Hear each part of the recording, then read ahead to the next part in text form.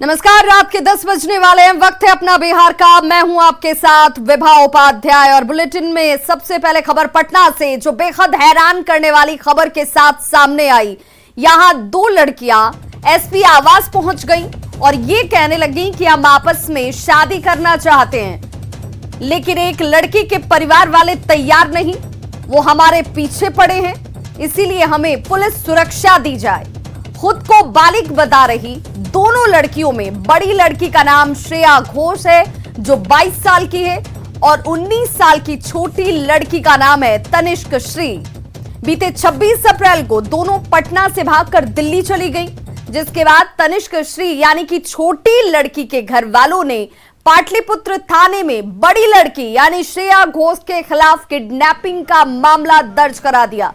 श्रेया के मुताबिक दोनों में 5 साल से रिश्ता है, दोनों लिव इन रिलेशनशिप में रहती हैं और शादी भी करना चाहती हैं, जिसे लेकर तनिष्क के घरवाले न सिर्फ उसे बल्कि उसके परिवार को भी परेशान कर रहे हैं।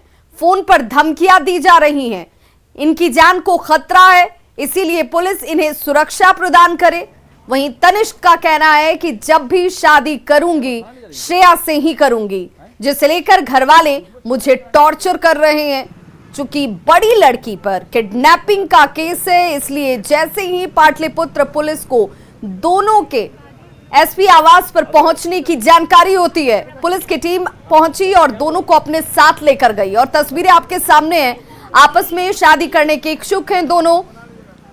बड़ी लड़की के ऊपर छोटी लड़की के घर वालों ने किडनैपिंग का चार्ज लगाया हुआ है, किडनैपिंग का आरोप दर्ज कराया गया है। 26 अप्रैल को ये दोनों लड़कियां भागकर दिल्ली पहुंच गई थी, लेकिन श्रेया पर किडनैपिंग का केस दर्ज होने के बाद से ये दोनों वापस पटना लौटी और अब साथ रहने के लिए, शादी करने की इच्छुक ये दोनों सुरक्षा की गुहार लगा रही हैं। पटना लौटकर दोनों ने एसएसपी से अपनी सुरक्षा को लेकर गुहार लगाई है। एसएसपी आवास से पाटलिपुत्र पुलिस फिलहाल इन दोनों ही लड़कियों को अपने साथ लेकर गई। इस वक्त हमारे साथ पटना की दो युवतियां हैं और इनके साथ एक प्रॉब्लम है, क्योंकि एक जो युवती है इसके अगेंस्ट में किडनैपिंग का केस दर्ज हुआ है। आपके खिलाफ किडनैपिंग का केस दर्ज हुआ है? पाटलिपुत्र थाना में इसकी किडनैपिंग का आरोप आपके ऊपर? यस, मेरे ऊपर और मेरी मम्मी के ऊपर, और बोला जा रहा है कि अगर तुम इस केस से निकल भी जाओगी तो आपके ऊपर 10 केस और लगा देंगे, लेकिन तुमको जीने भी नहीं देंगे। क्यों आपके ऊपर? आप इसके साथ इसको रखी हुई हैं? हाँ, हम और ये रिलेशनशिप में है काफी दिनों से, इस वजह से। और ये मेरे को कॉल करके बुलाई थी कि लिव इन रिलेशनशिप में है? या लिव इन रिलेशन। आपका क्या नाम? मेरा नाम है श्रेया घोष। लेकिन उम्र कितनी है? मेरी उम्र 22 हुई। मैं बंगाली क्रिश्चियन हूँ। बंगाली क्रिश्चियन है? यस। आपका क्या नाम है? तनिष्क श्री। तो तनिष्क, क्या आप शादी करना चाहती हैं इनसे? हाँ, करना तो चाहते हैं, लेकिन अभी ये लॉ में नहीं आया है, लेकिन जब भी लॉ में आएगा हम शादी इसी से करेंगे। लेकिन आप लिव इन रिलेशनशिप में रहना आपको मंजूर है? हाँ। लेकिन आपके गार्जियन नहीं चाहते? नहीं। आपकी एज कितनी है? मेरी एज 19 ईयर्स है। 19 ईयर्स हो चुका है, सर्टिफिकेट है। हाँ। तो क्यों इनके साथ रहना चाहते हैं? माँ बाप की बात क्यों नहीं मानना चाह रही हैं? क्योंकि इससे हम बहुत प्यार करते हैं। और रही बात गार्जियन की, तो वो घर पे मेरे को बहुत टॉर्चर किया जा रहा है। जब से हमारे बारे में पता चला है तब से हमारे घर पे बहुत ज़्यादा टॉर्चर किया जा रहा है। मेरा फ़ोन ले लिया गया, मेरे से घर से निकलना बंद है और कोई कांटेक्ट किसी से रखना बिल्कुल मना है मेरे। आप क्या करती हैं? हम अभी स्टडीज़ कर रहे थे, लेकिन मेरा स्टडीज कर रही हैं? स्टडीज़ एडमिशन लिए थे, कुछ दिन क्लासेस करके मेरा क्लासेस छुड़वा दिया गया। नोएडा में लिए थे। नोएडा में? हाँ, किस चीज़ की? डिजाइनिंग के लिए। डिजाइनिंग के लिए। लेकिन आप जिस संबंधों को लेकर आपस में एक साथ रहना चाहती हैं, परिवार मंजूरी नहीं दे रहा, समाज मंजूरी नहीं देगा, तो आपकी राह में मुश्किलें बहुत है, ऐसा नहीं लगता है? तो लेकिन लड़ना तो पड़ेगा ना। अब सब साथ में रहने का फैसला किए तो रहना तो है आप साथ एसएसपी में। के पास आई हैं, क्या कहना चाहती हैं? प्रोटेक्शन लेने आए हैं, इस चीज़ के बारे में बात करने आए हैं ताकि हमें कुछ मिले। ठीक है, तो बिल्कुल पटना की दो युवती जो है आपस में रहना चाहती हैं, लिव इन रिलेशनशिप में है दोनों, और चूंकि परिवार वाले विरोध कर रहे हैं। आपका क्या नाम है? तनिष्क श्री। तनिष्क श्री। आप बाई कास्ट क्या है? हिंदू है। हिंदू हैं आप? तो हिंदू कास्ट से ये बिलोंग करती हैं और इनके गार्जियन नहीं चाहते हैं कि ये इनके साथ रहें, और यही कारण है कि ये अब अपनी सुरक्षा के लिए पटना पुलिस के आला अधिकारियों के पास पहुंची हैं। ये मामला पटना पुलिस के लिए भी काफ़ी कॉम्प्लिकेटेड है, क्योंकि इनके खिलाफ और उनके घर वालों के खिलाफ किडनैपिंग का केस दर्ज करा दिया गया और पुलिस टॉर्चर कर रही है और हम लोग की जान को बहुत खतरा, और ये अपनी जान को खतरा बता रही है। पुलिस बराबर इनके घर पहुंच रही है। घर पहुंच रही है। इनके नाना जी हैं, इनकी मदर हैं और उनको टॉर्चर कर रही है। बहरहाल इस पूरे मामले में पटना पुलिस इन दोनों युवतियों को किस तरह का सुरक्षा देती है और क्या आगे मामला कहां तक जाता है इस पर हमारी नजर बनी रहेगी। लेकिन फिलहाल ये दोनों पटना एसएसपी से मिलने के लिए उनके आवास पर पहुंची हैं। कैमरा पर्सन सुबोध के साथ संजय कुमार, न्यूज़ 18 पटना।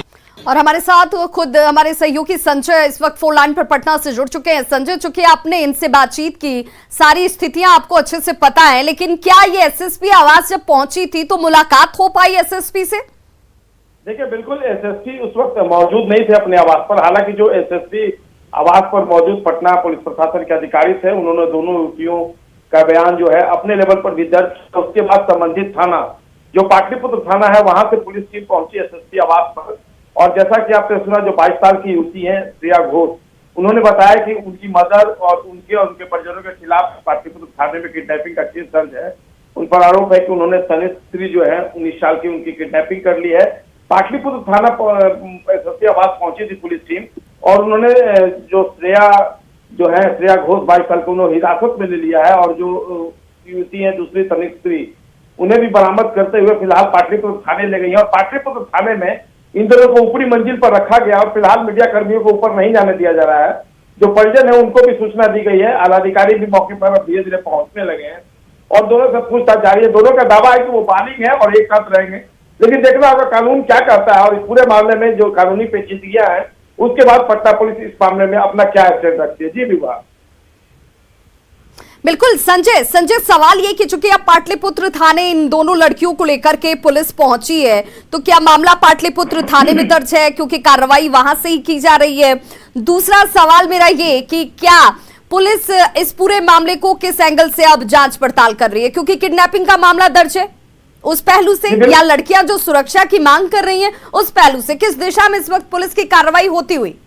देखिए, दरअसल दोनों युवतियां ये भाग कर चली गई थी दिल्ली से, लेकिन उनका आरोप है कि जो बड़ी युवती है 22 साल की श्रेया जो है, उनके घर पर जो दूसरी युवती के परिजन है वो पहुंच गए थे। लगातार घर वालों को टॉर्चर किया जा रहा था और उन्हें अब दिल्ली से आज ये दोनों शाम में पटना पहुंची है। पहले महिला थाने गई, लेकिन वहां पर कोई अधिकारी मौजूद नहीं थे। इसके बाद अपनी सुरक्षा के लिए ये चाहती थी कि इनकी सुरक्षा मुकम्मल की जाए, इसलिए एसएसपी आवास पर पहुंची थी और इनका फर्ज बयान दर्ज किया गया है। और उसके बाद अब आगे अगर किडनैपिंग का केस दर्ज है, हालांकि दोनों का दावा है कि वो बालिग है और ऐसे में, लेकिन जो जिस रास्ते पर ये चलना चाहती है शायद इसका लॉ भी नहीं है और समाज भी इसको फिलहाल हमारा जो समाज इसकी मंजूरी नहीं देता। अब आगे पुलिस का क्या स्टैंड है, परिजनों को बुलाया गया है। संजय, चूंकि जो श्रेया है उसका कहना है, श्रेया घोष उसका कहना है कि घर वालों को परेशान किया जा रहा है, उन्हें टॉर्चर किया जा रहा है, धमकी दी जा रही है। ऐसे में क्या परिजनों के लेवल पर भी अब बातचीत करके इस मामले को शॉर्ट आउट करने की कोशिश की संभावना या गुंजाइश दिखती है? देखिए, ये दोनों अपने फैसले पर रेडी है। ये दोनों कहते हैं कि अगर कानून और समाज इजाजत देगा तो ये दोनों एक साथ रहना चाहेंगी, लेकिन देखना होगा। परिजनों को बुलाया गया है, आलाधिकारी भी मौके पर धीरे धीरे डीएसपी पहुंच गए हैं, दूसरे अधिकारियों के आने की प्रतीक्षा की जा रही है। देखना होगा आगे पुलिस का क्या स्टैंड होता है। जो गार्जियन है वो किस हद तक हामी भरते हैं, इस पर भी बहुत कुछ निर्भर करता है। अब पूरे मामले में अभिभावक और पुलिस इन दोनों का क्या रोल है ये ये महत्वपूर्ण होगा और इन दोनों के फैसले के बाद। संजय, चूंकि एक पक्ष की तरफ से किडनैपिंग का मामला दर्ज कराया गया था और शायद यही वजह रही कि दोनों लड़कियों को वापस पटना लौटना पड़ा, लेकिन क्या दूसरे पक्ष जिसमें लड़की को छोटा बताया जा रहा है, दूसरी लड़की जो है उसे लेकर क्या परिजनों की तरफ से वहां पर भी कोई संदेह, कोई मामला दर्ज कराया गया था? जी बिल्कुल, जो छोटी युवती है उनके परिजनों की तरफ से ये केस दर्ज कराया गया था। जो श्रेया है, जो 22 साल की है श्रेया घोष, इनके फादर एक्सपायर कर चुके हैं। मदर पटना में एक प्रतिष्ठित स्कूल में है, प्रिंसिपल बताई जा रही है, जैसा कि इन्होंने जानकारी दी है ऑफ द रिकॉर्ड। और इनके नाना जी हैं, इन दोनों के साथ श्रेया रहती हैं। लेकिन जो दूसरी युवती के परिजन है ये बराबर उनके घर पर पहुंच रहे थे और जैसा कि आरोप है कि बराबर टॉर्चर कर रहे थे। और चलिए, तो संजय अब देखना होगा कि अब इस वक्त पुलिस क्या स्टैंड लेती है, किस तरीके से इस मामले का निपटारा किया जाता है। बहुत बहुत शुक्रिया हमारे साथ जुड़ने के लिए और जानकारी के लिए। बात बिहार में शराब की, जिसके खिलाफ लगातार कार्रवाई के बाद भी शराब तस्कर मानने को तैयार नहीं है। शराब तस्करी के साथ तहत हथकंडे कई अपनाए जा रहे हैं ताकि तस्करी की जा सके। गोपालगंज में भी उत्पाद विभाग की टीम ने हरियाणा से सुपौल भेजी जा रही शराब की खेप को जब्त किया। शराब भेजने के तरीके को देखकर आप भी दंग रह जाएंगे। देखिए हमारी ये खास रिपोर्ट।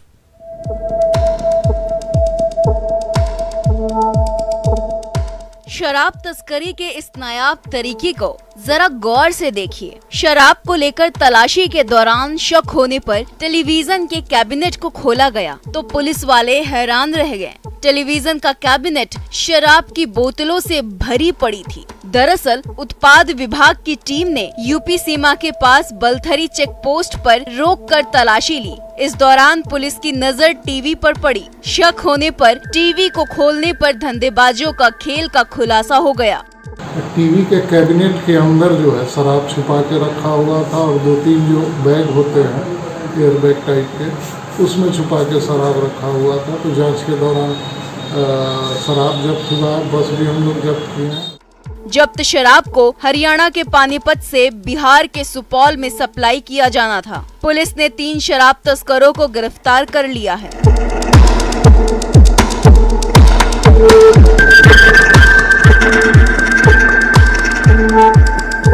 वहीं बस को भी जब्त कर लिया है। शराब तस्करी रोकने को लेकर लगातार कार्रवाई के बाद भी धंधेबाज तरह तरह के हथकंडे अपनाने से बाज नहीं आ रहे।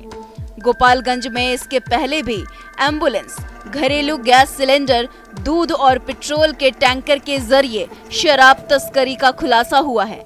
न्यूज़ 18 के लिए गोपालगंज से संवाददाता गोविंद कुमार की रिपोर्ट। बिहार में शराबबंदी कानून को और प्रभावी बनाने के लिए मुख्यमंत्री नीतीश कुमार के निर्देश पर अब सभी जिलों में उत्पाद थाना बनना है। पटना में उत्पाद थाना काम भी अब करने लगा है। देखिए ये रिपोर्ट।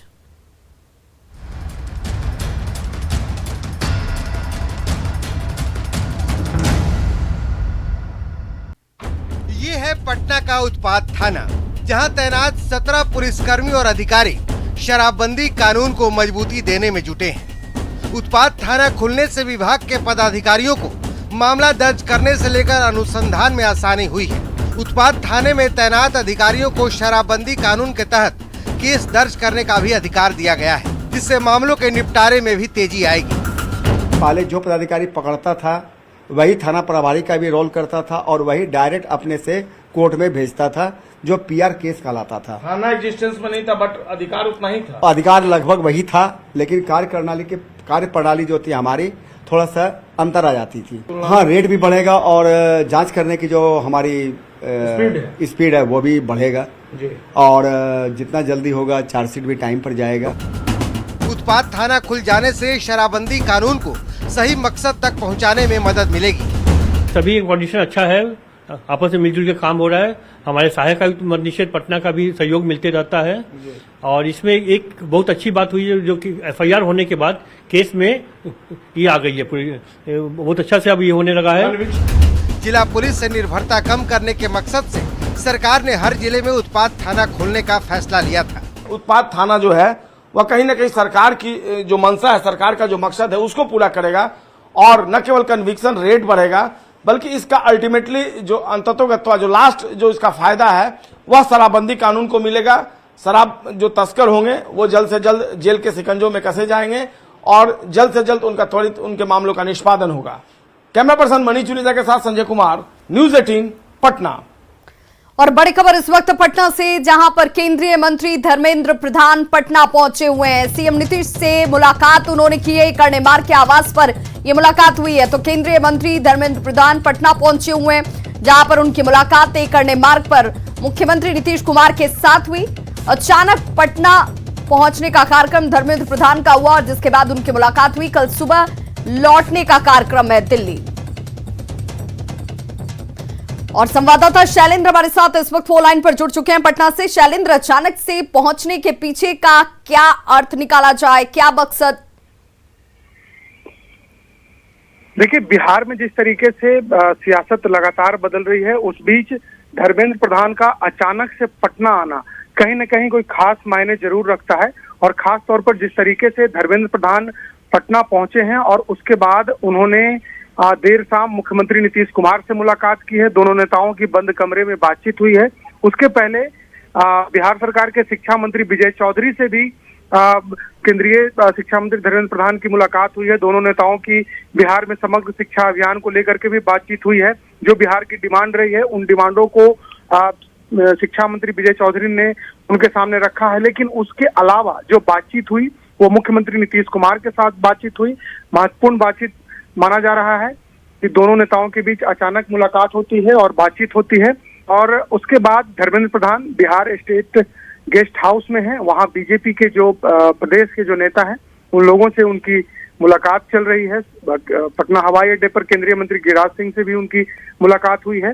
तो अचानक ये इनका कार्यक्रम बना है और खास तौर पर इसकी जानकारी जो है वो पहले से बीजेपी के कुछ नेताओं को ही जानकारी इस बात की थी कि धर्मेंद्र प्रधान आने वाले हैं। इसकी जानकारी पहले से नहीं दी गई थी। बिल्कुल, तो ये मुलाकात अचानक जरूर हुई है, लेकिन इस मुलाकात के मायने लंबे और बड़े जरूर निकाले जाने अब शुरू हो गए। बहुत बहुत शुक्रिया शालिंद्र इस तमाम जानकारी के लिए। केंद्रीय गृह मंत्री अमित शाह ने पश्चिम बंगाल में सीएए को लेकर बड़ा बयान दिया है। उन्होंने साफ तौर पर कहा कि कोरोना काल खत्म होते ही सीएए को जमीन पर लागू कर दिया जाएगा। अमित शाह ने यह बड़ा बयान ममता बनर्जी पर सियासी हमले के दौरान कही। स्पष्टता कर जाता हूं, तृणमूल कांग्रेस सीएए के बारे में अफवाहें फैला रही है कि सीएए जमीन पर लागू नहीं होगा। मैं आज कहकर जाता हूं, कोरोना की लहर समाप्त होते ही सीएए को हम जमीन पर उतारेंगे और हमारे भाइयों को नागरिकता देने का ममता दीदी, आपको यही चाहती हो कि घुसपैठ चलती रहे और बंगाल से जो शरणार्थी आए हैं उनको नागरिकता न मिले, मगर कान खोलकर तृणमूल वाले सुन ले, सीएए वास्तविकता था, वास्तविकता है और वास्तविकता रहने वाला। इसलिए आप कुछ नहीं बदल सकते हो। माताओं, भाइयों, बहनों, ये नॉर्थ बंगाल हमारा पूरे उत्तर पूर्व से जोड़ने वाला प्रवेश द्वार है। तो खबरों का सिलसिला लगातार जारी है। आप देखते रहिए न्यूज़ 18 बिहार झारखंड।